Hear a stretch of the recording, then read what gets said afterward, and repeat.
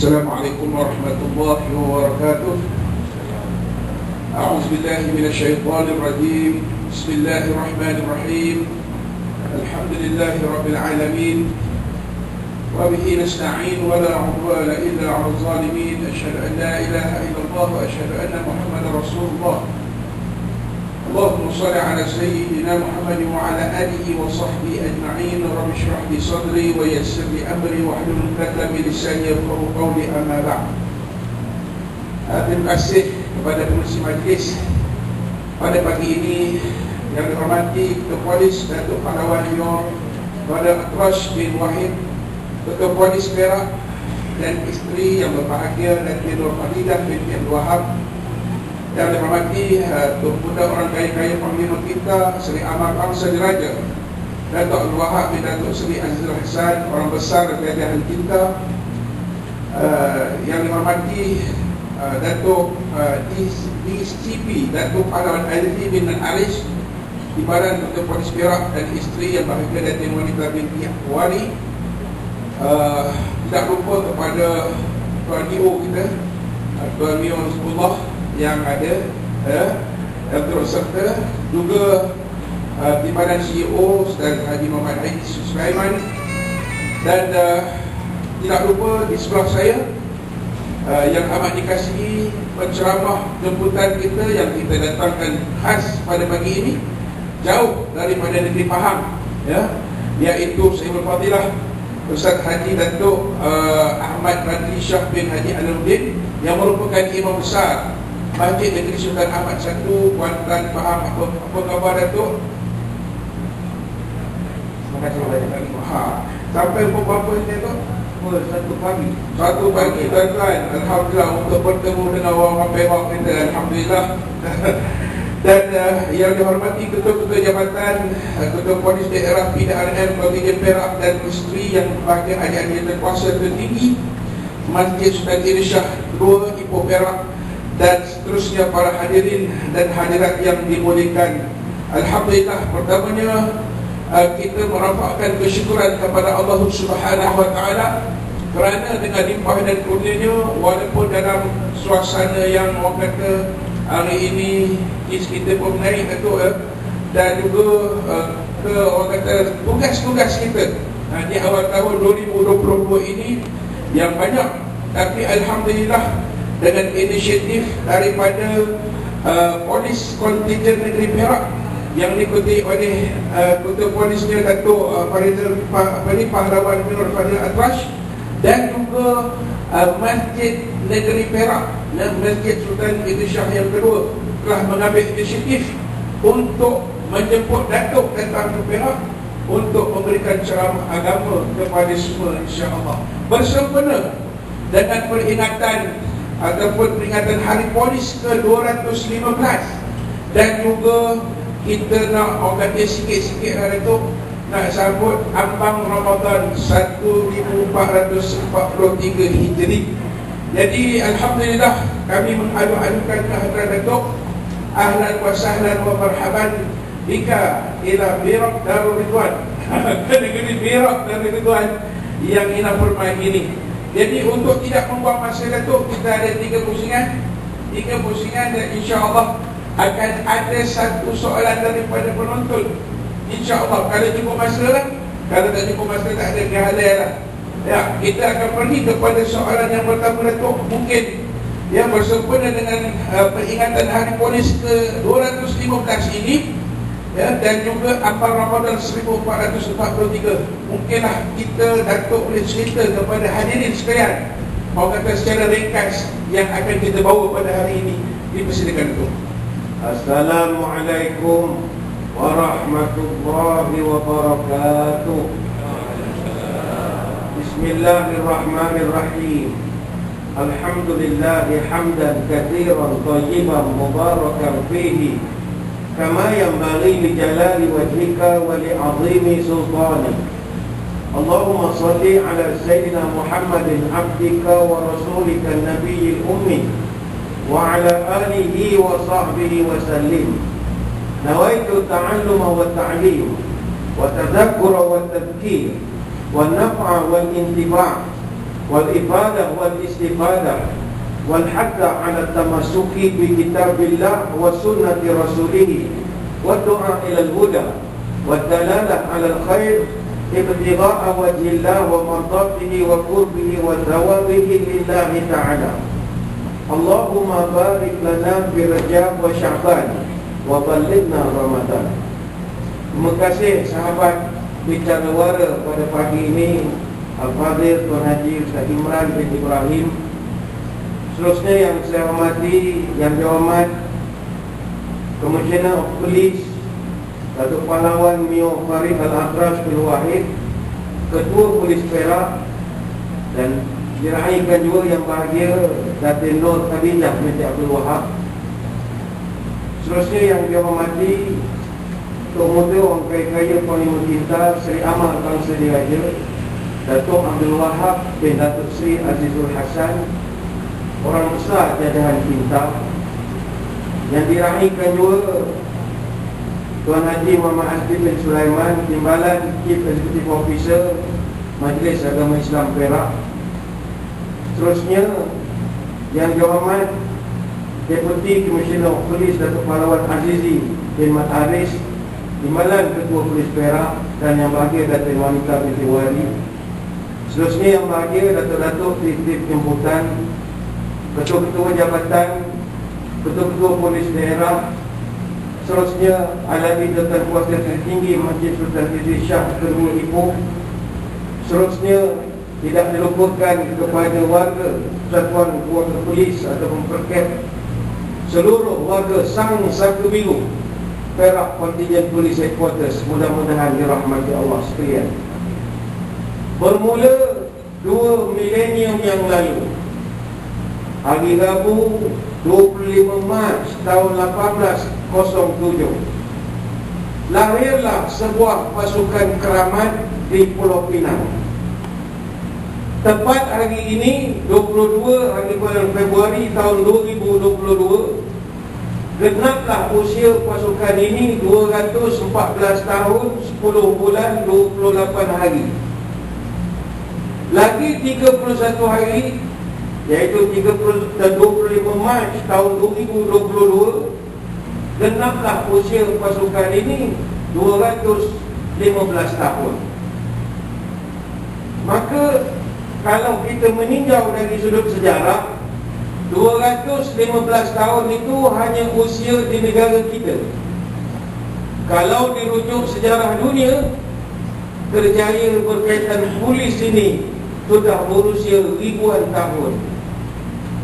Sejak zaman Rom kuno lagi telah wujud pekerjaan polis ini. Sebab itu kalimat polis berasal daripada perkataan politia, yang maknanya pemerintahan kota-kota, yang mana prinsip universal politia pada masa itu to serve and protect, untuk melayani dan melindungi. Itu pekerjaan mereka dahulu.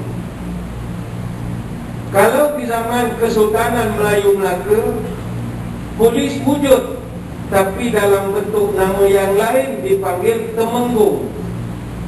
Kata orang tua-tua, jadi Temenggung orangnya tegas, memelihara waktu dia bergegas, menjalankan kewajipan tepat dan lekas, pantang berlalai, benci bermalas.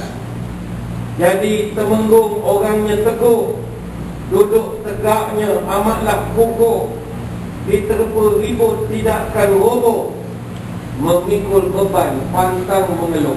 Panjang lagi lah kata-kata tentang sifat Temenggung di zaman Kesultanan Melayu Melaka. Sebab itulah tuan-tuan puan-puan, sebagai warga Sang Saka Biru, kena merasa megah dan bangga apabila menyarung uniform PDRM ini. Apa sebab? Kerana tugaskan tuan-tuan mulia. Mulia dari segi apa? Menjaga keselamatan dan keamanan adalah tugas yang mulia, hingga terpaksa mengorbankan kepentingan diri sendiri dan juga keluarga. Tak percaya, tanyalah kepada Persatuan Keluarga Polis ataupun Perket, berapa banyak masa mereka bekerja berbanding dengan keluarga. suami mereka menjadi milik masyarakat, khususnya dalam konteks menjaga keamanan negara.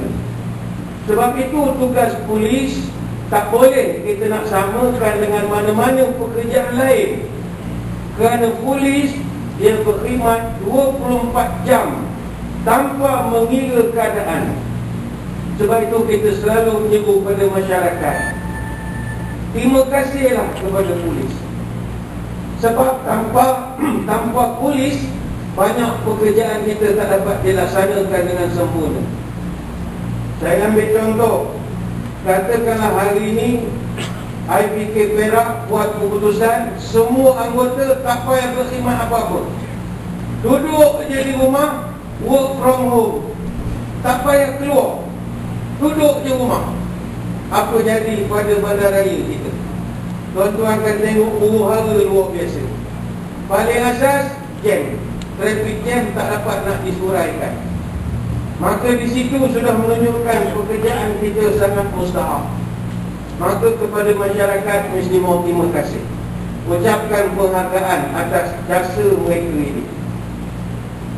Teringat saya ialah masyarakat ni macam tuan-tuan PDRM ni penat nak melayan dengan rakyat dan masyarakat ni. Sebab perangai manusia ni dia macam buruk. Itu perangai manusia ni dengan buruk dan lebih kurang. Dia ada satu cerita ni, dia tuan buruk, dia bawa buruk, payah jaga buruk dia rupanya. Dia letak buruk kat depan. Time tuan dia bawa, mula dia letak buruk di belakang, mula letak di depan. Bila letak di depan, dia tutup dia enjin. Bayang tengah jalan, dia off dia suruh motor, mati motor tengah jalan. Payah letak pula di belakang. Jangan jalan, dia pusing ni helmet tuan motor tu. Bayanglah, dia tak pernah duduk diam. Kita rakyat jangan buat perangai buruk begitu. Duduk depan tak kena, duduk belakang tak kena. Ada yang sampai menghamburkan kata-kata mister kepada polis. Dululah dia kata ini semua anjing semua. Anjing. Sebab setia sangat, anjing. Biarkan.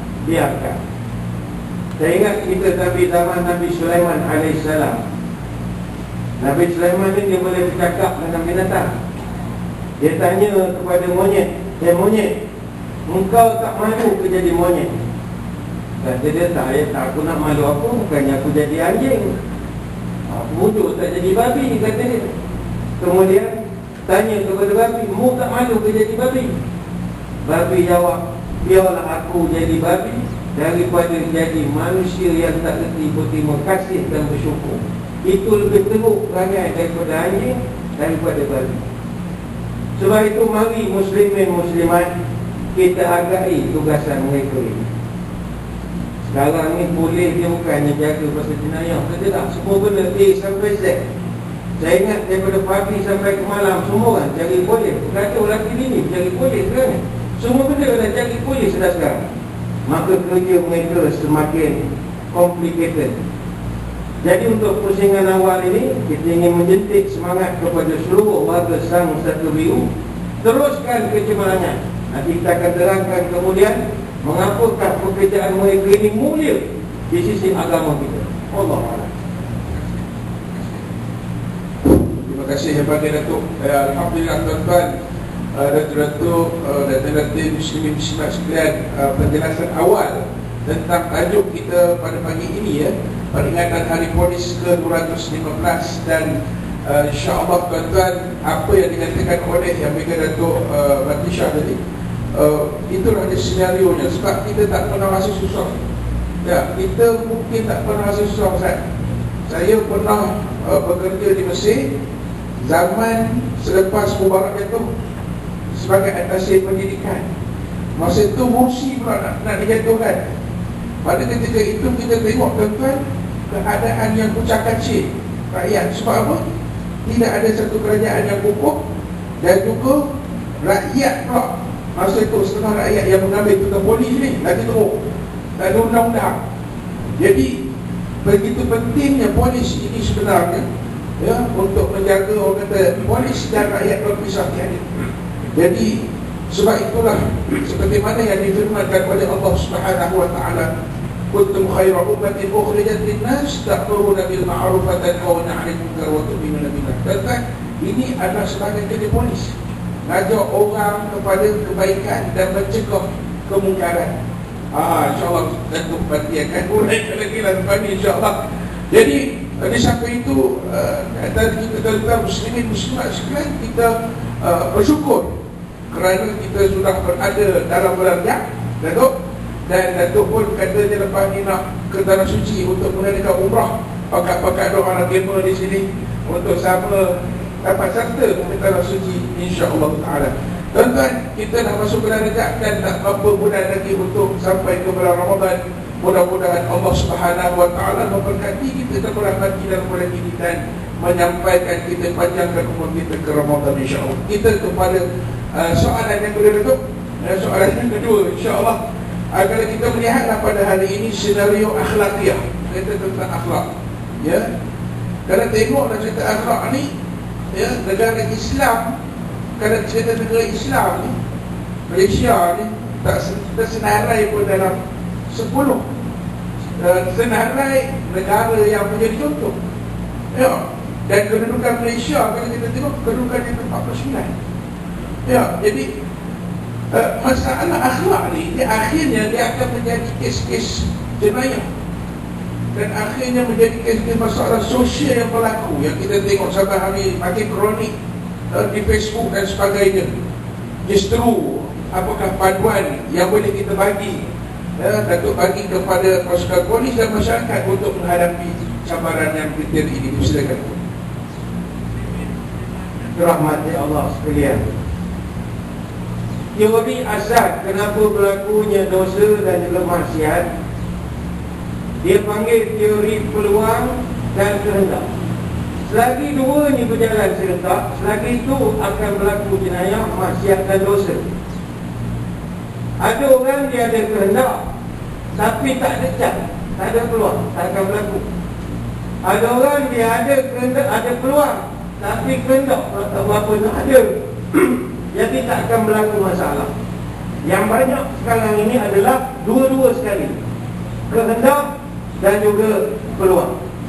Sebab itu kita mengucapkan tanya kepada PDRM. Tuan-tuan, tak ramai orang mengetahui bahawa PDRM ni antara pasukan polis terbaik di dunia.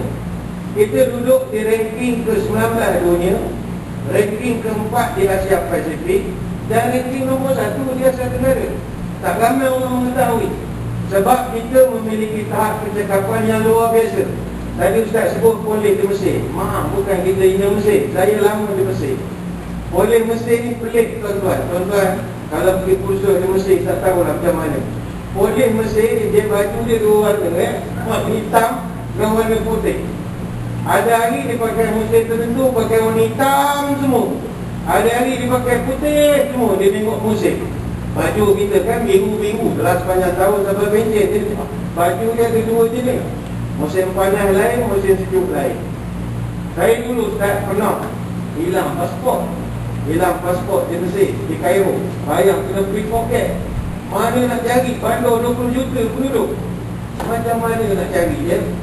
Pergi report polis. Rupanya sana report polis, report tulis sendiri. Bayangkanlah kita student kena tulis report dalam bahasa Arab, macam masa exam mau jawab. Buka kamus zaman tu tak ada telefon, Google Translate tak ada. Reka je lah ayat apa-apa. Lepas tu buku stamp sama, bayar lagi. Begitu luar biasa. Tapi dia jumpa pasport tu. Dia tak dah tahu dia pakai ilmu apa, jumpa. Macam mana dia jumpa? Saya pun heran. 20 juta manusia hidup, dia boleh cari pasport kita, dia hantar ke atasi pendidikan di Hayat Asyir. Dia memang cakap, kita tak tapi tak boleh lawan dengan kita. Kita lebih lagi dari segi efisien dan sebagainya lagi. Sebab itu hadirin hadirat sekalian, PDRM jangan susah hati. Walaupun orang keluarlah data, oh ini jenayah banyak ni, aku PDRM apa kerja ni, ini banyak ni orang maksiat ni, sebab agama apa kerja ni, ini kuasa makan gaji buta, yang mana orang kereta tiup-tiup dan pahal ni. Jangan susah hati. Allah Subhanahu wa ta'ala, dia tidak ukur hasil, Allah Ta'ala mengukur usaha kita. Jadi tuan-tuan dah berusaha yang terbaik, siang, malam, pagi, petang, Allah akan ukur usaha, bukannya hasil. Manusia diukur hasil. Kalau katalah ada 10 orang jahat, lagi kita tak jadikan mereka baik, dia kata kita tak buat kerja. Tapi di pandangan Allah, engkau buat kerja siang malam nak suruh orang ni jadi baik, tapi tak juga jadi baik, tetap ada harga di sisi Allah.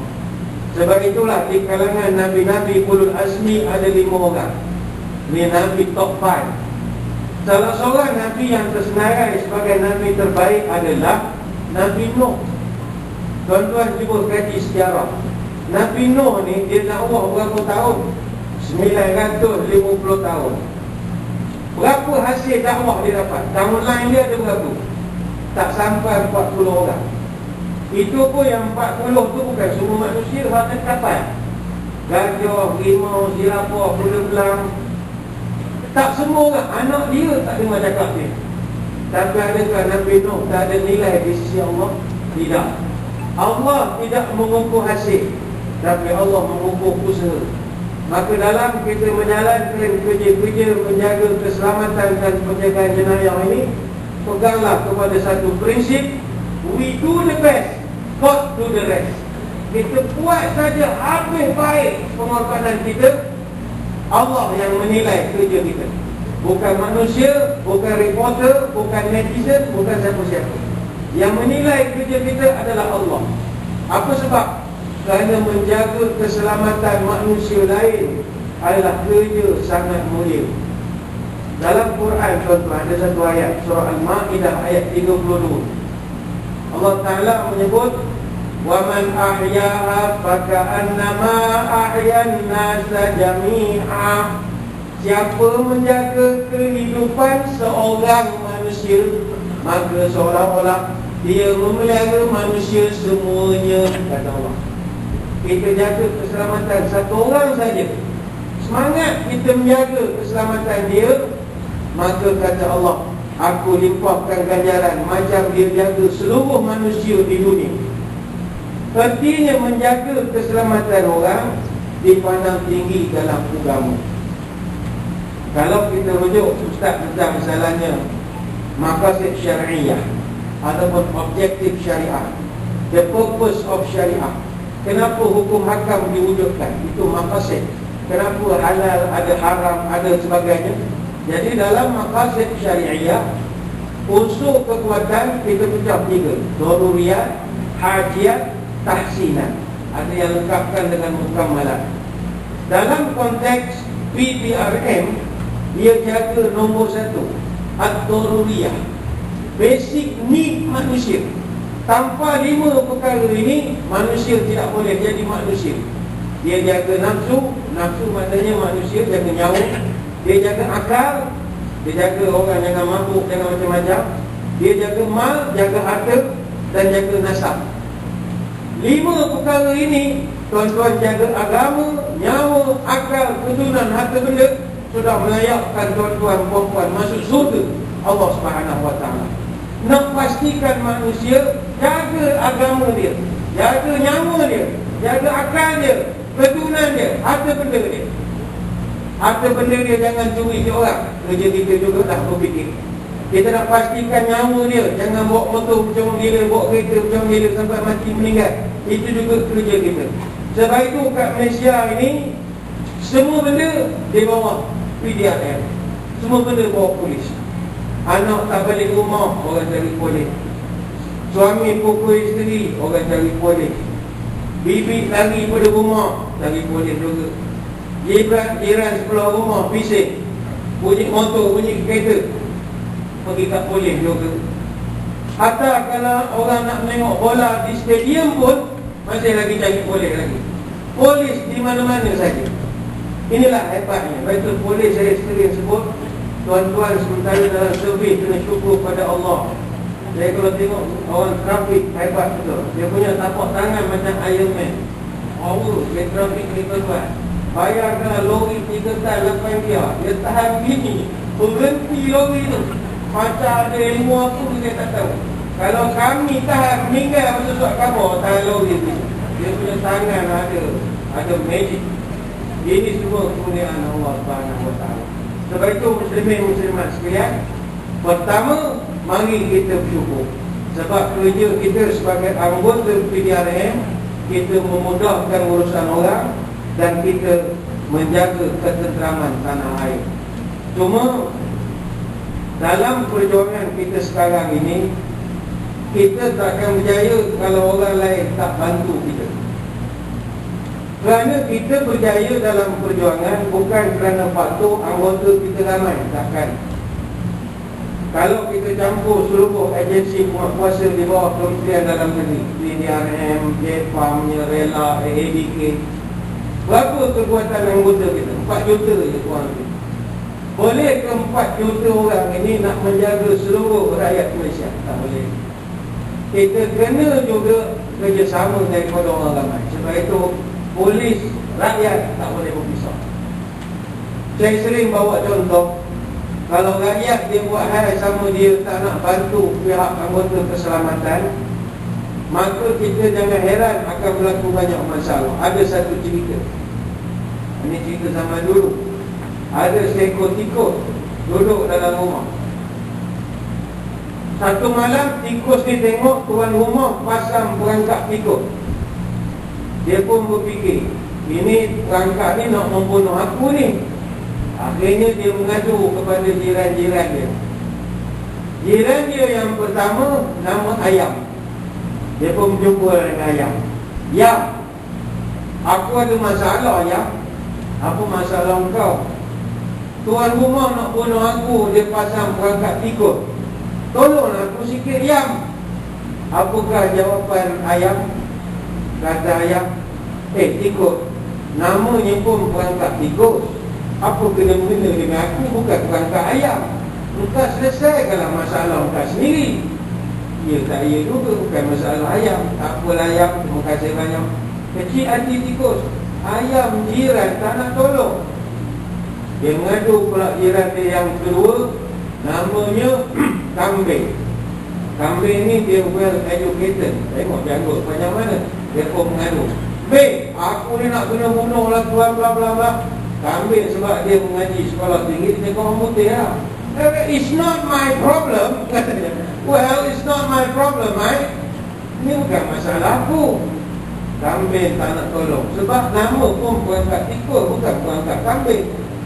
Mengadulah kepada jiran yang ketiga, Lembu. Mu tolong aku, tuan nak bunuh aku ni. Lembu jawab cara lembu je lah. Kata tikus, kalau aku kena perangkap tu, kaki aku kuat, aku kuih-kuih saja, larilah perangkap. Dia jawab cara dia, orang nak selesai masalah tikus. Akhirnya 3 jiran semua tak nak bantu, tinggal tikus bersendirian. Tengah malam tikus bersembunyi, menyorok. Tiba-tiba tikus terdengar perangkap tikus terkena sesuatu. Pam! Kena. Dia pun sekodeng. Oh, rupanya ada ular tedung masuk dalam rumah. Ular tu langgar dekat dengan perangkap, tersepit. Tuan rumah bangun, tengok ular. Jadi mereka berdua suami isteri cuba nak lepaskan ular itu. Bila ular tu dah berjaya dilepaskan, ular ni tak macam mana, dia gerah makak dia, U-turn balik, dia patuk isteri tuan rumah. Ini cerita panjang, dia patuk pula isteri tuan rumah. Jadi isteri tuan rumah pingsan. Dipendekkan cerita, dia pun rawatlah isteri dia. Datang orang kampung ziarah. Orang kampung bagi nasihat. Cik, isteri kamu ni, dia nak bagi bisa tu keluar, kamu kena buat sup. Kalau boleh sup ayam kampung, taruh herba sikit. Tuan rumah fikir, mana aku nak cari ayam? Ingat sebelah rumah ada ayam. Dia pun ambil ayam sembelih, kiam tadi. Ayam yang mana? Ayam yang masa tikus minta tolong, dia boleh kata ini bukan masalah aku. Sekarang siapa yang mati? Tikus ke ayam? Ayam mati. Terkejut tikus dah, kawan meninggal. Kemudian lepas tuan rumah ni bagi isteri dia makan sup, seminggu okey. Tapi kemudian bisa tu tak habis keluar agaknya, sakit lagi. Datang orang kampung, bang, awak punya isteri ni bisa dia tak habis keluar lagi. Kalau ikut betul bagus, apa kena buat kambing bakar. Kambing tu marinate dia 2 minggu, bagi dia sebati betul-betul, bubur herba macam-macam, kemudian bagi makan. Nanti bisa tu lagi dia takutkan kambing. Dia tak ia juga fikir mana cik kambing. Bubur kambing yang sebelah rumah, dia pun sembelih, mek mati kambing. Kambing yang mana? Kambing yang masa tikus minta tolong, dia boleh jawab, "It's not my problem." Sekarang ni siapa punya problem? You mati ke tikus mati? You mati. Akhirnya mek mati. Jadi berfikir, tuan rumah dengan isteri gambarnya suka kambing, makan kambing suami isteri habis ekor, fokus sangat. Bila dah makan overdose, darah naik, meninggal. Isteri dia meninggal bukan kerana bisu ular, makan kambing overdose, meninggal. Bila meninggal, suami isteri orang-orang menangis. Orang kampung datang, orang jenazah apa semua. Kemudian suami pun fikir, orang kampung banyak menolong, segan pula tak ada langsung, tak jamu apa kan. Jadi dia pun kata, ingat nak buat kelori, sembelihlah lembu sebelah rumah. Lembu yang mana? Lembu tadi. Ketika tikus minta tolong kerjasama, dia tak nak kerjasama. Apa pelajaran untuk kita dalam cerita ini? Pelajarannya adalah, kalau kita tak nak bekerjasama, bersedialah untuk disembelih. Bersedialah. Dalam kes penyalahgunaan dadah misalnya, semua kata Allah Ta'ala ni kerja boleh, Allah Ta'ala kerja edikate, bersedialah untuk kena sembelih. Budak-budak sekarang ni dia tak dapat dadah, mengisap gam macam-macam. Tengok baru ni keluar dalam video, orang mengisap gam, curinya kerja, dia langgar je semua orang. Bahaya budak isap gam. Masjid negeri Pahang pun ramai budak isap gam, ramai. Dia gam ni tak tahulah kesalahan apa, kita nak tangkap dia dulu, bukan main isap gam.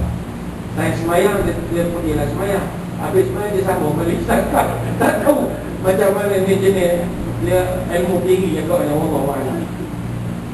Tapi hanya ada satu cerita ni, tuan-tuan ni, masyarakat kena ingat budak-budak mengisap ni, otak dia bukan betul kan. Tanya ke anak dia tahu lah.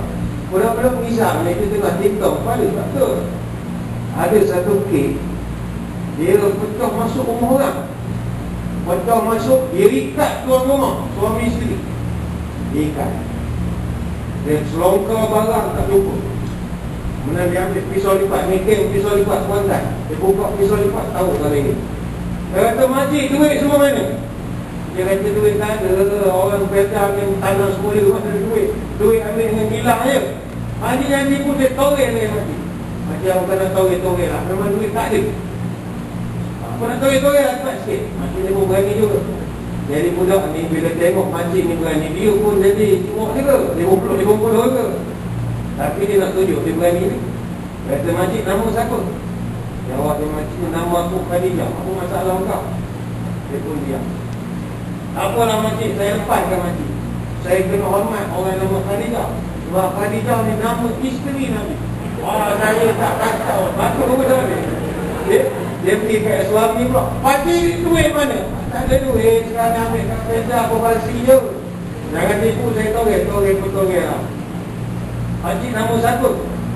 "Aku ni kalau ikut nama kad pengenalan Penuntut Komarudin, tapi orang kampung panggil Khadijah juga." Dia kata, yang sedap budak tu percaya pula. "Oh ya ke?" Saya segan. Budak kepala tak ke. Tapi dia tahulah Khadijah ni isteri Nabi. Mana dia sekolah agama ngisap macam mana. Dia Batu Pahat tu, dia cerita juga. Dia masuk dia rumah orang ustazah, dia ikat ustazah tu, tanya duit semua mana. Dia kata duit tak ada, aku mengaji pun ada, tapi upahnya. Budak dia tak puas hati. Memang dia terfikir, kalau ustazah mesti simpan duit dalam Quran. Mesti simpan duit setiap orang kampung kan. Dia cari Quran, tapi apa ini kucuri beriman. Quran tu dia nak pegang, Allah dengan kain. Tak ada air saya. Bagus ke? Allah dengan kain. Betul ni. Saya tak. Ini sekolah agama, tapi dia tutup curi dulu. Sebab itu saya katakan bahawa kalau masyarakat tak tolong bantu, letihlah anggota keselamatan kita nak uruskan semuanya. Sebab itulah tuan-tuan sekalian, apa yang paling mustahak, mari kita mantapkan ketakwaan kita kepada Allah. Hanya dengan ketakwaan Allah akan bantu kerja-kerja kita ini. Zaman Sayyidina Umar Al-Khattab dulu, pernah Sayyidina Umar diarahkan satu pasukan tentera pergi kepung kawasan musuh. Biasanya zaman dulu, kalau kepung kawasan musuh, kepung 5 hari sereda lah. Dia taktik kepungan ni pasukan Islam paling banyak buat. Pasukan musuh tak larat nak kepung lama-lama. Kejatuhan Konstantinopel dengan kepungan. Kepungan ni bagus, sebab orang yang dikepung, kita sekat semua. Gula, garam, apa semua, sekat semua. Jangan bagi apa-apa masuk. Pegang tak boleh masuk. Jadi 5 hari ni sereda. Lepas tu kalau musuh nak Malaysia ni, dia nak main sistem kepungan, dia tak payah sabutan makanan. Saya ingat orang Malaysia ni tutup wifi mati diri lah. Mati gelitik gitu, bukan ada wifi. Kita tak boleh pisau internet ni. Dia buat kepungan biasanya 5 hari serena. Tapi kali ni pasukan yang dia hantar 2 minggu, masih lagi musuh steady lagi. Jadi yang ketua pasukan kirim ke utusan mengadu kepada Umar Al-Khattab. Beritahu, tuan, ini ajaib. Kampung ni 5 hari lebih, 2 minggu lah, steady lagi. Takkan dia punya bekalan dia banyak ke dia simpan bertanam? 2 minggu dah tuan. Umar kata, ini something wrong. Dia pun harapkan malam ni ikut dia pergi sekali ke kampung itu. Umar tidur satu malam, dia perhati saja. Dia tengok anggota dia macam mana buat kerja. Kemudian dia pun bagi maklumat. Dia kata, tahukah kamu kenapa pertolongan dan bantuan Allah tidak turun pada kamu? Tak tahu, kata mereka. Aku tengok pertama sekali, soft semayang kamu ini tidak sebarik ataupun tidak lurus, bengkang-bengkok. Maka itu menggambarkan hati-hati kamu ni pun tidak selari. Mana orang ni berjuang kerana lain, orang ni berjuang kerana ni, orang ni berjuang kerana ni. Simbol luruh hati kita ni pada susunan soft. Jadi aku tengok kau punya susunan soft, bengkang-bengkok begitu, aku dah tahu orang ni hati tidak sekali. Sekapal tapi hati tidak sama. Yang kedua, aku tengok kamu ni semua malas gosok gigi. Ketua pasukan heran, apa kena mengena tak gosok gigi dengan kemenangan? Begini kata Umar, sunnah Nabi yang paling Nabi suka adalah gosok gigi. Lepas tu tuan-tuan, kalau orang tanya apakah sunnah Nabi yang paling Nabi suka, besok orang akan jawab, ni kok seorang lagi. Dah, sunnah yang paling Nabi suka gosok gigi. Sebab itu Nabi punya suka gosok gigi, sampai-sampai dia dah nak wafat pun dia masih nak gosok gigi lagi. Dia sangat suka gosok gigi. Sehingga Aisyah bila dia tanya, Nabi dulu kalau balik apa dia buat? Kata Aisyah, seingat saya Nabi asal balik saja ke rumah, nombor 1 dia buat gosok gigi. Dia sangat suka gosok gigi. Jadi kamu ni semua Tuhan tak hantar bantuan sebab kamu tak suka amal sunnah Nabi. Maka selepas mereka buat perbaikan, sok sembahyang berlurus, sembahyang berjemaah, takwa mereka tambahkan, gosok gigi ikut sunnah Nabi, sekejap saja mereka berjaya mengalahkan pasukan daripada kampung tersebut. Sebab itulah muslimin muslimat sekalian, mari kita tanamkan semangat takwa kepada Allah, takut kepada Tuhan, buat perkara yang baik. Sebab kerja tuan-tuan puan-puan di PDRM ini adalah jihad yang sangat besar. Pernah sahabat tanya kepada Nabi, ya Rasul, ada tak amalan yang setara dengan jihad? Jihad di mana orang berjuang, tuan-tuan orang berjuang. Ada tak amalan yang setara dengan jihad? Pokok penjamah ke Makkah ni sama dengan jihad? Kata Nabi lah, ma ya'dilul jihadu fi sabilillah. Tidak ada satu amalan pun yang sama dengan jihad. Tadi pengurusi sebut, konon saya nak berangkat ke Mekah, insyaAllah orang wah sedar dia ke Mekah. Tuan-tuan punya ibadat lebih tinggi nilai daripada pergi ke Mekah. ma ya'dilul jihadu fi sabilillah. Tak ada amalan yang equal ataupun setara pun dengan jihad. Sahabat tak puas hati. Takkan? Tak ada.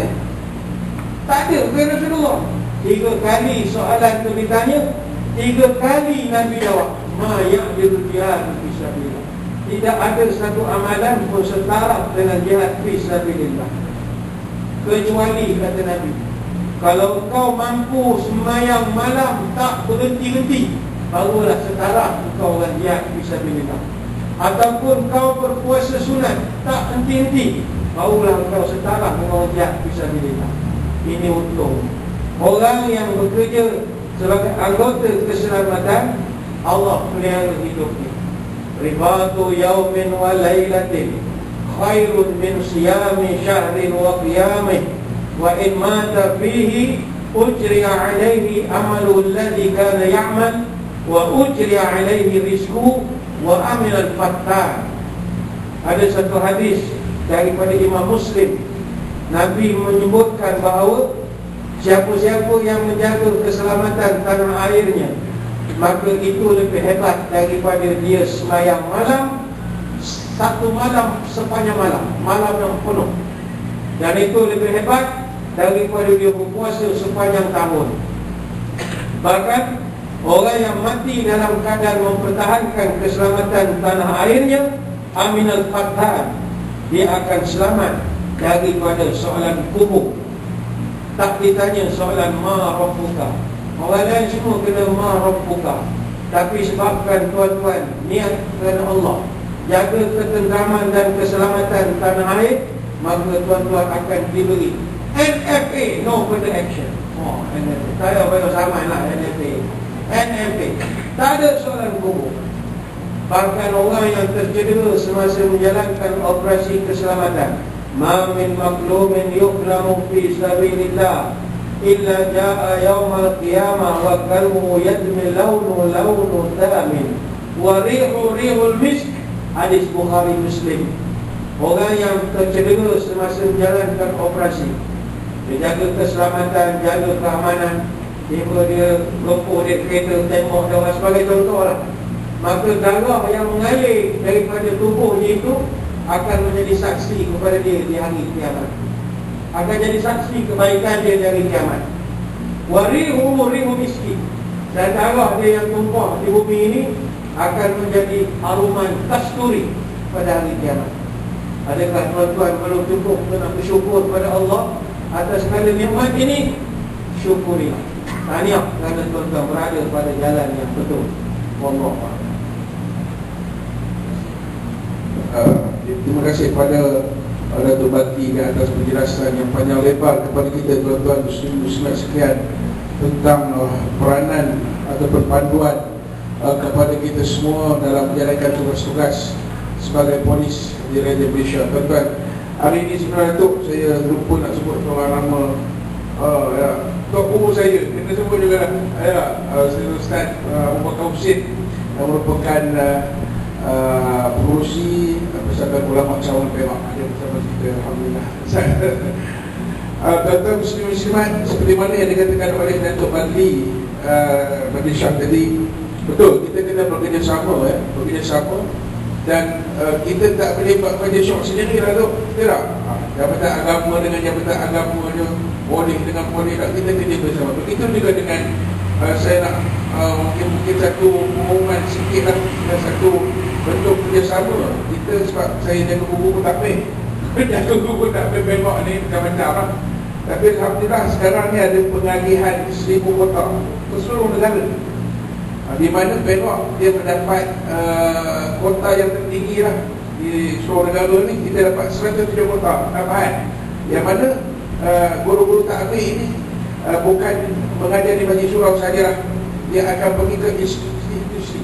Contohnya 27 orang kita akan hantar ke Jabatan Penjara Malaysia, 27 orang ke Jabatan Kebajikan Masyarakat, 26 orang ke AADK, dan 27 orang, ini spesial sikit tu, iaitu kita akan melantik guru-guru takbir di kalangan orang-orang asli, orang asli.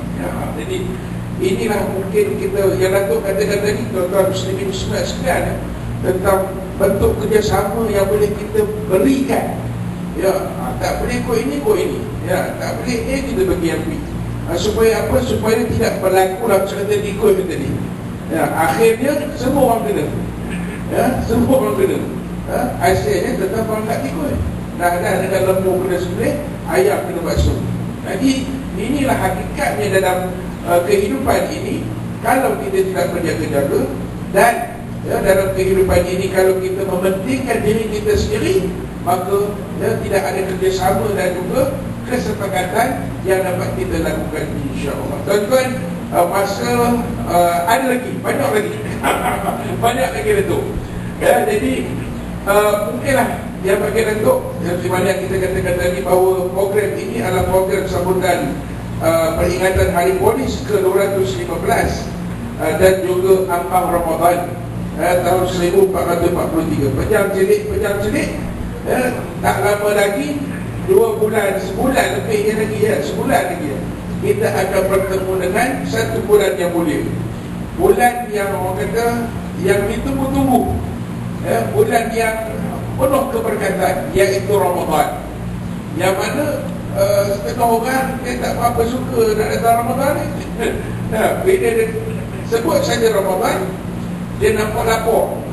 Dia lapar, dia berdahaga, dia tak makan siang hari, itu je dia nampak.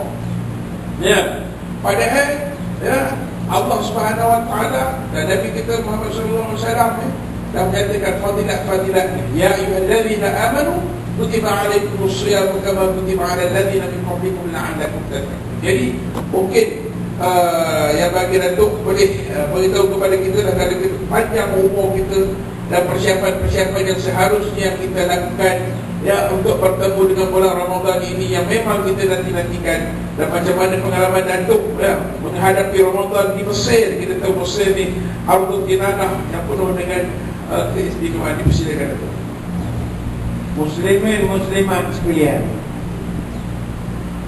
tanpa kita sedar, lagi 1 bulan 11 hari kita akan menerima kedatangan tetamu yang begitu hebat, namanya Ramadan Al-Mubarak. 1 bulan 11 hari ni maknanya 39 hari saja lagi, tak begitu lama lah. Ramadan akan menjenguk kita. Ramadan ni tuan-tuan, dia raja segala bulan. Bayangkanlah dalam setahun ada 12 bulan, Ramadan dia jadi kedua. Tikung tiap pesiak Allah, dia nombor 1 je. Sebelah tu duduk bawah dia. Dan kita yang kerja sebagai jawab awam, anggota PJRM negeri Peraja, kita tahu macam mana raja ni, macam mana prominent raja tu, dia ada raja. Sebab itulah Ramadan ni, kalau tuan-tuan perhati elok-elok, dia punya cara datang tu pun macam raja juga. Kalau tuan-tuan perhatikan, bulan Rejab digelarkan sebagai Rejab ni gerbang Ramadan. Sebelum Ramadan nak datang, gerbang dia dah tunggu dah. Lepas itu bila orang kalau nak menyambut kedatangan raja, takkanlah tak buat persiapan, mesti buat persiapan. Itu Ramadan esok punyalah hebat, disebabkan dia ni raja yang berhak mengisytiharkan Ramadan. Siapa yang berhak mengisytiharkan kita ni puasa ataupun tidak? Bukan Pang Cimpe, bukan Salasiah Zakaria lagi. Salasiah Zakaria apa ke nama? Tak pernah tengok berita, sekarang tak tahu kenapa. Siapa yang mengisytiharkan kita ni puasa ataupun tidak? Yang mengisytiharkan adalah Keeper of the Ruler Seal, penyimpan Maha Besar, raja. Nak menunjukkan dia tu raja sekali bulan, yang isytiharkan dia penyimpan Maha Besar, raja. Ada orang tanya, Ustaz, macam mana penyimpan Maha Besar sempat buat live? Dia nak umumkan esok puasa dosa raya bagai-bagai. Ini saya pecah rahsia tuan-tuan, jangan cerita orang. Rakaman tu buat 2 take, senang cerita. Saya dengan ini mengisytiharkan esok puasa, tak settle, takkan satu lagi. Saya dengan ini mengisytiharkan lusa puasa. Dia puasa ni 2 je, sama ada esok atau lusa. Dia tak ada minggu depan, tulang dia tak ada. Skrip dia 2 je, esok lusa. Buatlah 2 rakaman terus. Yang merisaukan dia, penyimpanmu besar aja. Dan hanya Ramadan saja bila dia datang, 13 mufti panjat bukit menunggu dia. Nak sepulung, orang Pantai Timur panggil sempurong, terlepung tengok anak bulan. Dia hantar anak bulan, dia wakil dia tunjuk ke muka. Terlepung dulu. Ada. Bayangkanlah, daulat tak daulatnya Ramadan. Ramadan Al-Mubarak. Justru itu disebabkan dia raja segala bulan. Marilah kita muliakan kedatangannya.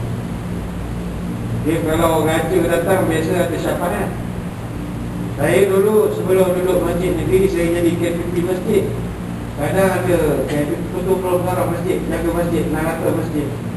Kadang ada orang masjid telefon, Ustaz nak tanya, masjid kita orang ni kapek ni sujud tak berapa lembut dah, keras sangat kapek ni. Macam mana gaya nak minta kapek lembut dah sikit? Ada layer ke kan? Dia kalau majlis agama, jabatan agama, minta make up masjid ni payah sikit. Kalau emergency macam bocor tu kita cepat. Tapi nak cat apa ni boleh, bukan keutamaan. Tapi dia kata jangan Ustaz ni puasa dah dekat ni nak bagi cantik, nama gaya. Ini tips saya bagi. Dia pun jangan cerita ke orang. Saya kata begini, Tuan Haji. Tuan Haji buat surat, nila tuanku mengangkat. Surat daripada orang kampung. Jangan pakai letterer, jangan pakai kertas yang macam nampak kita ni orang official sangat. Kalau boleh, kertas buku matematik kotak-kotak sama tak apa. Dia nampak kampung. Tulis tangan. Pukul pen 2 kali tak apa. Nak tunjuk tak ada dakwah. Mula atas biru bawah hitam pun tak apa. Dia dengan istana tak ada salah. Dia buku orang kampung. Boleh. Tulis tangan. Puji lah tuan pusir, pemerintahan daulat apa semua ni. Tu patih pacar-pacar sekalian. Tu dia apa lagi dia pun lebih tuan berangkat. Cuma dulu untuk menunaikan solat jemaat di masjid patih-patih pacar sekalian. Betul? Atau biasanya pengelola biaya, kalau dapat surat orang kampung, dia tunjuk. Orang kampung tu macam mana? Macam ni lain. Bagaimana kita pergi? Tuanku kalau kita berkenan pergi berangkat sebuah-sebuah masjid, biasanya orang daerah melompat seminggu bersuara JKA, jabat daerah, jabat agama dengan mufti-mufti turun. Kenapa nak bersuara? Raja nak berangkat. Masjid tu asalnya rupa dah tak berapa nak ada rupa masjid. Datang JKA, settle salah, mentor tukar, jalan tak berlubang, dia gali lubang sebab nak buat rekod dah. Kita dah turak. Bayangkan ni contoh saja. Bersih ni PA sistem wiring baru. Apa sebab? Raja nak berangkat. Jadi dengan buat begitu, ini dia panggil raja berangkat, awak dapat syafaat. Kita tidak maksa tapi bantuan betul datang package. Maka inilah juga Ramadan Al-Mubarak. Dia datang bawa package syafaat, keampunan, kerahmatan, pahala berlipat ganda. Takkan kita tak excited? Dan takkanlah kita tak nak buat preparation sedikit. Sebab itu para ulama salafus salih dulu tuan-tuan, dia nak sambut Ramadan ni 6 bulan sebelum Ramadan. 6 bulan sebelum Ramadan. Sebab sifat orang beriman, kata Imam Abu Bakar Az-Zur'i radhiyallahu anhu rahimahullah, sifat orang beriman at-ta'awunu bil amri idza hadara waqtu. Antara sifat orang beriman, kalau dia nak melaksanakan benda wajib, dia akan buat preparation. Orang beriman, dia adalah orang yang sangat prepare, kesiapsiagaan yang tinggi ketika nak melaksanakan kewajipan. Orang beriman, dia tak ada last minute ataupun ad hoc, tak ada. Dia sentiasa prepare. Contoh kalau nak sembahyang, orang beriman, kata Imam Abu Bakar Az-Zur'i, kalau dia nak sembahyang, misalnya sembahyang subuh di masjid, dia dah prepare daripada malam lagi. Dia dah letak dah mana kopiah dia, singlet dia, kamera dia, kunci kereta, kunci pagar, semua dah susun dah. Sebab dia bangun subuh, sekarang subuh pula dah lewat dah, kita nak pergi kerja lagi. Dia bangun, dia terus ambil ismayah, capai, puk, pergi ismayah. Dia dah standby. Ini sifat orang beriman. dia takkan buat last minute. Sebab itu ada satu kata-kata daripada Sufyan bin Uyainah rahimahullah. Janganlah kamu, kata dia, jadi seperti orang yang belagak sombong, hanya datang ke masjid apabila azan dikumandangkan. Datanglah ke masjid sebelum azan dikumandangkan, sebagai tanda kamu tu bersiap sendiri. Sebab itu kata para ulama, Sa'id bin Musayyib rahimahullah, seorang tabi'in, selama 40 tahun hidupnya, dia akan duduk dalam masjid sebelum azan berkumandang, sebagai simbol orang Islam mesti ready sebelum.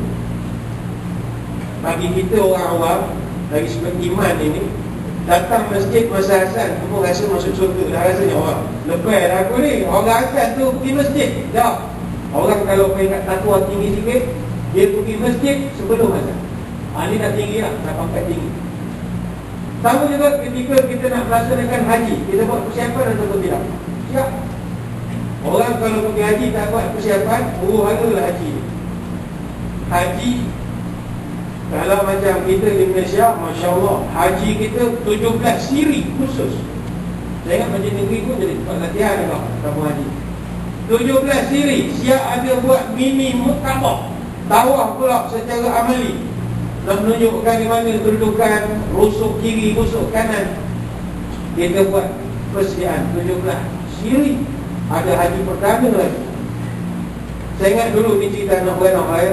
Dulu masa ada haji YMDB, masa musim haji YMDB ni, dia nak bagi ke orang kampung yang berkhidmat masyarakat.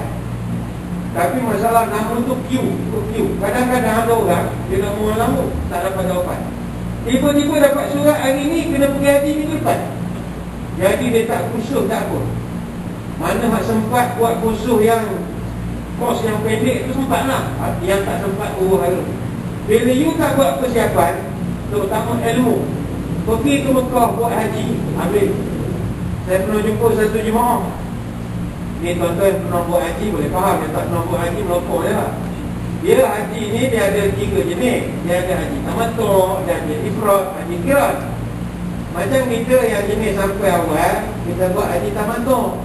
Tamattu' mana haji senang lena, haji relax. Tapi dia kena denda lah bayar hutang. Sebab dia sampai di Mekah, dia boleh pakai jubah, boleh mandi, pakai shampoo semua. Mana dia bersenang-senang, tapi dia kena bayar hutang. Haji yang first class, ada yang kata haji ifrad, ni haji cara Nabi, ada yang kata begitu. Nak ceritanya, jemaah kita daripada Madinah, masa tu KT awal, KT 5. KT 5 maknanya kapal terbang nombor 5. Jemaah kita ada berapa puluh kapal terbang. Jadi turun Madinah, kita nak pukul lagi 10 lebih. Dia sampai Madinah buat ibadah ziarah apa semua. Kemudian kita buat umrah. Daripada Tanaim pakai ihram, naik bas. Jadi semua talbiyah labbaik Allahumma gitu lah. Habis penat semua diam. Kaya ada buat haji ni dia tanya, tuan buat haji ifrad ke haji tamattu'? Dia tanya dua orang. Kami haji tamattu' lah. Kita kau awal buat ifrad. Kenapa pakcik tanya pakcik buat haji apa? Dia buat haji ifrad. Pakcik tahu dah haji ifrad tu haji apa? Haji Nabi lah. Nabi buat ifrad. Pakcik tahu dah orang haji ifrad ni tak boleh buka kain ni, kena pakai kain ni sampai ihram, sampai hari ni. Pakcik tak boleh pakai spender, tak boleh pakai singlet, tak boleh pakai kain blanket. Pakcik tahu ke tak? Oh iya ke, saya tak tahu pula. Ini boleh hak toko niat. Lama dia toko niat atas jalan begitu. Dia boleh main nama itu sama Udin, boleh toko-toko. Ada yang tak habis nonton lagi dah toko, siap licin dah pada pergi ke Mina dah licin dah pada. Ada. Ini yang tak pernah pergi haji dah kali. Saya ni kita apa kena buat tuan-tuan tak pergi haji lagi. Sebab itu bila tak prepare, kita akan jadi kosong. Sama juga puasa yang akan kita sambut lagi 39 hari ini. Ulama beritahu you mesti buat persiapan. Apa persiapan dia? Persiapan perasaan, persiapan ilmu. Maaf tuan-tuan, kami para asatizah kadang-kadang jadi boring. Tiap-tiap tahun orang asyik menanya hukum hakam puasa benda yang sama. Asyik-asyik tanya, ustaz, kalau korang itu batal tak puasa? Asal puasa tanya, korang itu batal tak puasa? Masalah korang itu tak selesai-selesai. sampai sekarang. Daripada tahun 70-an tanya soalan yang sama. Ada juga kadang masih lagi berkelahi masjid surau. Tengok ada peraturan semain terawih berkerokan. Mesti buat kan, sama macam faham pun sama. Kita keluar peraturan. Masih lagi ada gaduh di kalangan masyarakat. Dia tuan-tuan, bila musim Ramadan, dia akan muncul satu kumpulan. Kumpulan ni kita panggil dia Geng 08. Dia bukan kursi gelap, tuan-tuan. Bukan kursi gelap, Geng 08 ni. Geng 8 rakaat terawih punya geng. Dia ni mengikut tegur 8 rakaat. Wah, bila dia muncul, dia kutuk di masjid. Masjid ni apa buat? 20. Kita orang buat 8. Kenapa you buat 8? Kita orang ikut Nabi. Ni buat 20. Dia semua ikut Umar. Tak betul, kata dia jadi bergaduh. Saya nak terangkan pada tengah hari ataupun pada pagi ni, kita jangan sebut awak buat 20 ni awak ikut Umar. Umar mana? Ni bukan Haji Umar belakang rumah awak ni. Umar yang buat ni Sayyidina Umar Al-Khattab radhiyallahu anhu. Tuan-tuan, Umar Al-Khattab ini dia bukan zaman sahabat. Kata Nabi, kalau adalah Nabi selepas aku, Umar lah orang. Dan Umar Al-Khattab ini dia punya firasat kuat. Sampai Nabi pernah iktiraf, "Kana yakunu fil umami qablakum muhaddatsun." Sebelum dulu, kata Nabi, di kalangan umat ini ada orang yang diberikan al-muhaddatsun, firasat dan ilham yang tepat. Fa in yakun fi ummati minhum ahadun, kalau adalah di kalangan umatku seorang yang dapat ilmu firasat tepat, fa inna Umar Al-Khattab minhum, maka salah seorang yang kata Nabi adalah Umar Al-Khattab. Ini hadis Bukhari Muslim. Umar Al-Khattab ni tuan-tuan, saya nak kongsikan. Dia ni punyalah firasatnya kuat. Satu hari dia tengah baca khutbah. Sedang dia khutbah, tiba-tiba dia menjerit, "Wahai Syariah, gunung." Lepas tu dia diam. Lepas tu dia sambung balik khutbah. Semua heran. Apa tadi tajuk lain, tiba tajuk lain ni. Habis main Jumat orang tanya, "Tuan, apa hal tuan tiba-tiba tukar skrip? Apa hal?" Kata Umar Al-Khattab, "Entah, kawan tengah menyampaikan khutbah, kawan nampak gini depan mata." Semua diam saja, sebab orang tak nampak, dia seorang nampak. Setelah beberapa bulan kemudian, rupa-rupanya Sayyidina Umar dihantar satu pasukan pergi buat operasi. Rupanya dalam operasi itu musuh dah bersembunyi, pendik-pendik dia dah menunggu nak buat ambush. Jadi Umar Al-Khattab diberi firasat oleh Allah, matanya tembus nampak sampai ke lokasi. Dia perasan ada kawasan tinggi. Dia minta tentera dia naik ke kawasan tinggi gunung itu. Jadi dia bagi koman daripada jauh je, gunung. Bila pasukan ni balik, pasukan ni cerita, "Tuan, kami ada cerita pelik tuan." "Apa hal?" "Kami itu mau operasi ini, rupanya bandik dah menunggu. Dengar suara sebiji suara tuan, gunung." Kami ikut suara tu sampai ke atas. Omong pun tak tahu je lah, dia diam. Ini kelebihan Umar Al-Khattab. Baik tu, dalam satu kes, dalam kes kawanan perang Badar. Masa tu orang Islam kawan 70 orang perang Badar. Bayangkan tuan-tuan, zaman itu tak ada panduan macam mana nak menguruskan kawanan perang, prisoner of war. Tak ada sampai SOP. Convention Geneva belum wujud lagi. Jadi nanti pun bila dah dapat 70 kawanan mesyuarat, bincang. Kita ni ada 70 kawanan perang ni, kita nak buat apa 70 orang ni? Umar angkat tangan, "Ya masuk. Bunuh je lah Rasul, simpan buat apa? Simpan dalam kap, pergi makan lagi. Suhakam nak cek menu lagi, banyak cerita lah. Nak jaga habis duit kita lagi. Tak payahlah, kasih habis je ya Rasul." Sahabat-sahabat yang bersorak semua geleng kepala. Kasar entah ni, kasar. Cuba tenang-tenang sikit. Umar diam. Dan Nabi tanya kepada Abu Bakar, "Wahai Abu Bakar, ada pendapat?" Jawapan Sayyidina Abu Bakar, "Ya Nabi Allah, hum banul ami wal ashirah." Ya Rasulullah, yang kita tangkap ini semua orang Mekah. Orang Mekah ni saudara kita semua ya Rasulullah. Saya orang Mekah, tuan orang Mekah, termasuk Umar ni pun orang Mekah juga. Jadi saya mencadangkan ya Rasulullah, ara an ta'khudh minhum fidyatan. Saya cadang kita kenakan denda sudahlah. Kalau dia tak mampu bayar, kita minta keluarga dia bayar. Fatakunu lana quwwatan 'ala al-kufar. Perolehan daripada saman atau denda itu nanti, kita boleh guna beli aset-aset kita, beli senjata baru, buat latihan dan berbagai lagi. Fa'asallahu an yahdiyahum lil Islam. Dan jangka panjangnya saya nampak, kalau kita buat lembut begitu, mudah-mudahan mereka akan tertarik pada Islam, sebab kita buat baik dengan mereka. Kalau tuan-tuan bersuara sekali dengan Nabi masa itu, tuan-tuan sokong pandangan siapa?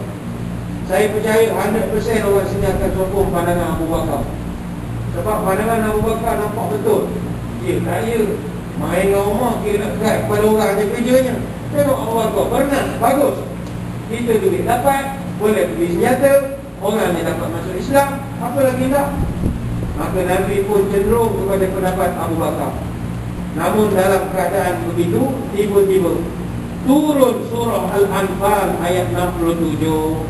Maka Nabi Nabiin ayyakuna lahu asra hatta yukhiru fil ardi.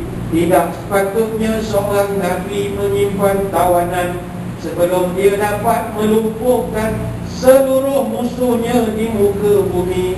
Rupanya Allah setuju pendapat Umar Al-Khattab, tapi tindakan tak dibuat. Tuan-tuan, adakah tuan-tuan masih nak gunakan kata-kata saya sembahyang 8, awak 20 ikut Umar? Umar mana? Bukan Umar saudara engkau ni. Ni Sayyidina Umar Al-Khattab radhiyallahu anhu. Jadi saya cadangkan kita sembahyanglah 20 tahun ini. Tapi untuk PDRM, anggota keselamatan, dia ada fiqh lain. Dia ada fiqh lain. Tuan-tuan tak boleh macam orang awam macam kami, duduk masjid pada pagi, pada malam. Tak boleh. Buat tuan-tuan menjaga keselamatan. Jadi kalau ada orang yang kena tak memahami tentang fiqh, orang yang jadi peralan dia lain. Dia tak sama macam kami orang awam. Jadi tuan-tuan janganlah bersedih hati. Malah sedihnya tak boleh tarawih, suruh orang duduk sok pertama. Tak, tuan-tuan punya pekerjaan pun boleh. Tapi jangan tak puasa je. Kalau tak puasa, kena panoptik nanti. Tarawih tak apa, tapi jangan tak puasa. Puasa wajib sebab Nabi pun pegang, dan Nabi pun puasa. Jadi itu kita kalah sikit lah. Sebab puasa tak boleh tinggal. Sebab puasa ni pun mana pun kena buat bagi orang yang memiliki kemampuan. Jadi insyaAllah kalau mampu, lakukanlah puasa itu. Balik kepada persiapan salafus salih. Nombor 1, saya ingat kita kena banyak berdoa. Berdoa apa sebab? Sekarang ni kes banyak. Kes penyakit kita ni turun naik. Dan saya ingat sekarang ni orang kena positif ni macam kena sesemua jatuh tersempat gitu kan. Kejap kan dapat mesej, Pak, saya positif, tak masuk pay. Mainan gitu, main positif. Kalau dapat mesej, Pak, penjamah tak dapat datang malam esok, dia positif, kena cari ganti. Positif ni dah mainan. Jadi kita berdoa kepada Allah, moga-moga tak ada apa-apa yang boleh mengganggu pelaksanaan ibadat kita sepanjang bulan Ramadan. Macam tahun lepas, kita bersyukur sebab Ramadan kita time PKP pemulihan.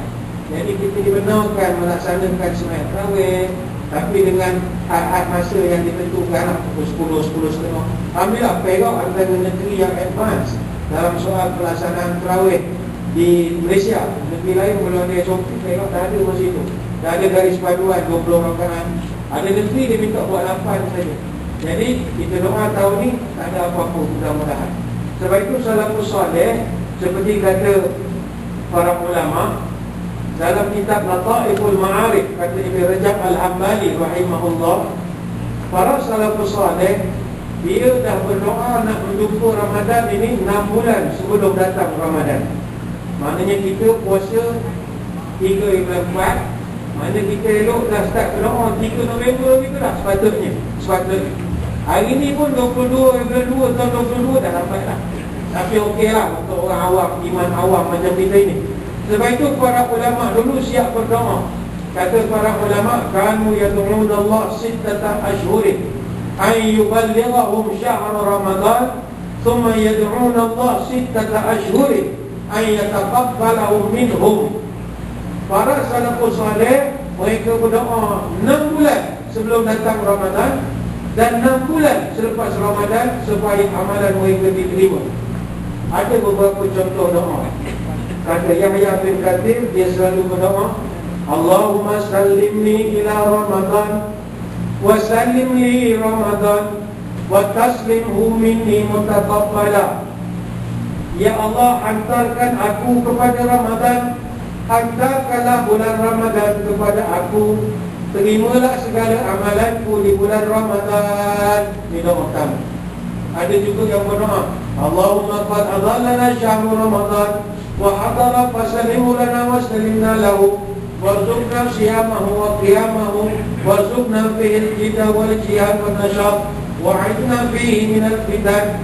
Ya Allah, Ramadan semakin hampir, sampaikanlah aku kepadanya dengan selamat, anugerahkanlah kepada rezeki kepadaku supaya dapat puasa waktu siang dan sembahyang waktu malam di bulan Ramadan. Berikanlah aku ketekunan, kesungguhan dan semangat, dan jauhkan aku daripada fitnah yang menghalang ibadah di bulan Ramadan. Ini antara contoh doa. Jadi kita start daripada hari ini dah mula-mula doa kepada Allah. Ya Allah, panjang kalau umur aku macam doa kita awal tadi, wa balighna Ramadan. Ya Allah, panjang kalau umur aku dapat jumpa dengan Ramadan. Ya Allah, panjang kalau umur aku semoga Ramadan jumpa. Doa selama beberapa bulan ini. Apa sebab kena doa? Kerana kita tak tahu masa depan kita. Ada lagi sebulan lebih ini, kita doa supaya umur kita panjang, dapat umur sejak dengan Ramadan, dapat menambahkan ibadah kita. Tahun depan mungkin tak berapa sempurna rasa ibadat kita, tahun ni insyaAllah kita nak sempurna. Cuma bagi orang masyarakat awam dan tuan-tuan peran lain, memang kerja serumpuk je tahun-tahun beda pun. Orang awam sekarang ni, Ramadan tahun ni first time kerja penuh kan. Tahun depan dia buat kelompok, membunta kerja daripada sahur dan bangun ke asar pun bangun. Tahun ni dia start kerja balik. Jawapan ni macam mana guys? Dia kena doa lah pada Allah. Ya Allah, sampai kalau Ramadan. Kalau kita tak doa, kita takut kita tak kuat ibadat. Macam contoh, saya percaya tuan-tuan di sini ada yang kuat misal rokok. Orang kuat misal rokok lagi kena banyak doa kepada Allah. Ya Allah, tolong aku. Ya Allah, aku ni kuat. Saya tuan-tuan, saya pernah jumpa orang kuat isap rokok. Sehari bisa rokok 35 batang. Sehari 35 batang. Saya tanya dia, abang bila nak kurang? Adalah kurang sikit dah. Kurang macam mana? Saya serang seli dengan beg pula. Ada rokok elektrik mana? Itu bukannya kurang, menambahkan lagi. Ada pula rokok elektrik. Jadi kenalan saya umur 66 ni tak rokok lagi, tapi tak ada sakit. Dia cakap lah, dia kata dia tak ada sakit. Tanya, abang, awak bila nak berhenti? Dia kerja driver. Abang bila nak berhenti serokok? Ustaz, kalau aku berhenti hari ni boleh panjang, umur aku sampai 80. Tak ada lah, itulah umur aku pun. Nak panjang sangat, umur apa? Dah 66, lagi 4 tahun, 70 kata dia. Masuk umur 80, banyak barin pada diri. Baik aku mati lah umur 70. Dia dah rancang lah hidup dia. Serokok. Bayang tuan-tuan, dia bawa kereta Kuantan Kuala Lumpur, sebungkus rokok. Kuantan Kuala Lumpur pun 2 jam lebih. Sebungkus rokok. Sambung putus, chain smoker. Saya tanya dia, Pak, macam mana awak bulan puasa? Dia kata, Ustaz, kawan bulan puasa, kau boleh pergi. Anak-anak 13 jam, 14 jam kau boleh pergi. Woi, ajaib, macam mana boleh pergi? Kawan doa, Ustaz. Sebulan 2 sebelum puasa, kawan doa pada Allah. Ya Allah, bantulah aku. Dia boleh berhenti. Boleh berhenti. Tapi dia kata, sebelum sahur dengan time membuka, itu luar biasa lah, disambung semua dari sahur. Dia kalau time membuka tak makan nasi, lain Nescafe dia. Nescafe rokok 3 batang. Macam lokomotif kereta api. Orang masak-masak ke hidup dia. Dia rumah saya baik dengan dia. Baru dia makan nasi. Dia sembahyang maghrib lepas subuh kan. Dia memang kata ni panas putih dia tak lambat tu sembahyang maghrib. Dia kata ada sekali Ustaz, kawan lambat bangun sahur. Orang rumah tak puasa. Bila isteri tak puasa, satu rumah tak bangun sahur. Dia betul kata dia. Jadi dia bangun dan nak azan. Masjid dah menilai lah, dah mengaji lah. Sudah. Dia kata aku ni nak makan nasi ke nak isap rokok? Dua-dua mustahak. Dia nak bawa kereta kan lapar tak boleh bawa kereta. Macam mana ni? Aku nak makan nasi ke nak isap rokok? Hari ni ustaz kawan buat inovasi. Tangan kanan nyuak nasi, tangan kiri isap rokok. Dapat tu iwan lega. Sedang elok habis ada Allah lega. Kenapa? Dia berdoa kepada Allah. Lepas tuan-tuan kena doa kepada Allah. Ya Allah, aku ni kuat isap rokok, ya Allah. Ada yang jenis dia tak isap rokok elektrik pula. Lagi kuat dalam masjid aku isap juga. Oh tu pun boring ya. Isap. Dan lagi ni isap rokok. Orang menua ni kena keluar. Dia tak di mana-mana dia. Doa kepada Allah. Ya Allah, gini-gini. Kemudian yang tak kuat berlapar. Bukan ada yang pagi tadi tak telefon. Sudah ni umur lapar ni. Buah-buah. Pusing mata. Doa kepada Allah. Ya Allah, kalau aku ni ada hari tak dan bangun sahur, tolonglah jangan bagi pusing mata. InsyaAllah Allah bantu kita. Allah bantu. Ya Allah, aku nak semayang di masjid. Sebab kita tak sedar ibadat kita ni tuan-tuan puan-puan, banyak Allah tolong ya. Kalau Allah tak tolong tak buat. Kita pernah pergi Mekah. Ada masa kita nak buat umrah ataupun nak tawaf sunat, berdasarkan perkiraan logik dan atas kertas, tak munasabah kita boleh tawaf. Orang ramai sangat. Kita nak keluar daripada hotel, buka TV satu dalam bilik. Dia akan tunjuk live daripada Masjidil Haram. Tengok, tak munasabah aku boleh tawaf. Orang terlampau ramai. Tapi berapa kali tuan-tuan pernah lalui pengalaman, walau tengok orang ramai, kita doa kepada Allah. Ternyata bila kita pergi lapang pula perjalanan tawaf. Tengok tak ada orang. Tengok dalam TV macam ramai sangat. Ini Allah bantu. Ada orang kena gawat. Fikir, ya Allah, aku nak buat haji macam mana ya Allah? Sekali kena gawat macam jarum cucuk ni kan. Ibadat umrah kita jalan berapa kilometer. Tawaf saja 3.5 kilometer. Sa'i saja 4 kilometer. Mana tawaf dengan sa'i saja 8 kilometer.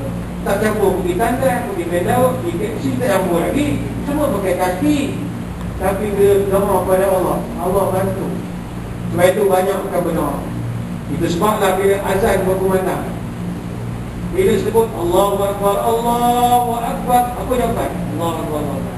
Asyhadu an la ilaha illallah. Apa jawapan kita? Asyhadu an la ilaha illallah. Begitu seterusnya. Tapi bila sampai hayya 'alas salah, apa jawapan kita? Adakah kita jawab hayya 'alas salah, hayya 'alas salah, hayya 'alas salah? Kita jawab la haula wala quwwata illa billah. Ya Allah, tanpa pertolongan Engkau, aku takkan boleh buat ibadat ini. Tolonglah aku ya Allah. Jadi banyakkan berdoa. Mudah-mudahan memasuki bulan Rejab, kemudian Syakban, kita boleh hadapi Ramadan dengan lebih baik lagi. Sebab itu kata Ibn Rajab Al-Hambali, memasuki bulan Syakban nanti, orang ulama dia punya tahap preparation yang menjadi lebih luar biasa lagi. Sebab kata mereka Syahrul Rajab Syahrul Zar'i, wa Syahrul Syakban Syahrul Suqiyah Zar'i, wa Syahrul Ramadan Syahrul Hasa'id Zar'i. Bulan Rejab, bulan bercocok tanam. Bulan Syakban, bulan menyiram pokok. Bulan Ramadan adalah bulan menuai hasil. Orang lain Ramadan baru nak tanam pokok. Kita orang cerdik-cerdik dah umur ni, Rejab bulan kita menanam pokok. Syakban nanti siram, Ramadan putih hasil. Saya menyuruh diri saya dan tuan-tuan, mana yang ada masih lapar, datang ke masjid, mayang jemaah. Sebab nanti takut tak biasa. Bagi yang jarang berpuasa, banyakkan puasa Isnin Khamis, supaya nanti masuk Ramadan tidak terkejut sangat nak puasa. Kita boleh jam orang jarang puasa ni. Orang jarang puasa, kita kenal kain sahur. Dia punya sahur tuan-tuan lah ni Allah.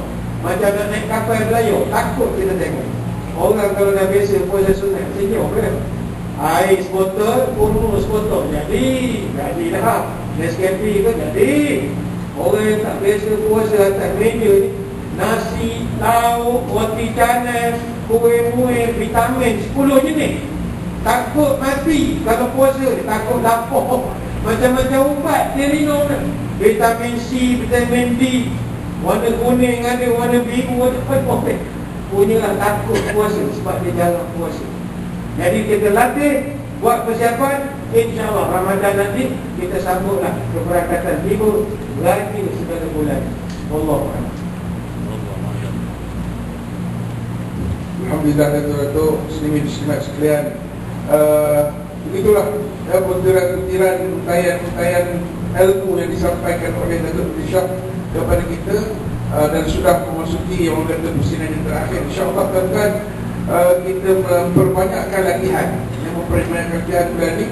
Kalau kita kenal lah, macam Datuk kata, InsyaAllah kita akan membiasakan diri kita dalam satu bulan yang penuh dengan keberkatan itu. Kalau kita tak biasakan diri kita, memang kita akan tumpuk, akan tumpuk. Jadi tuan-tuan, kita sudah memasuki persidangan yang terakhir. Jadi untuk last kita bagi peluang, satu soalan daripada penonton. Satu soalan daripada penonton yang boleh kita tanyakan, ajukan kepada yang berbahagia Datuk Badri Shah. Silakan. Assalamualaikum Datuk. Saya daripada Jabatan Integriti IPK Perak. Datuk, Kepada kami anggota polis untuk terus bersemangat menaburkan bakti dan kepada agama, bangsa dan negara dalam melokoh gelombang cabaran kehidupan yang sekian hebat. Terima kasih Datuk.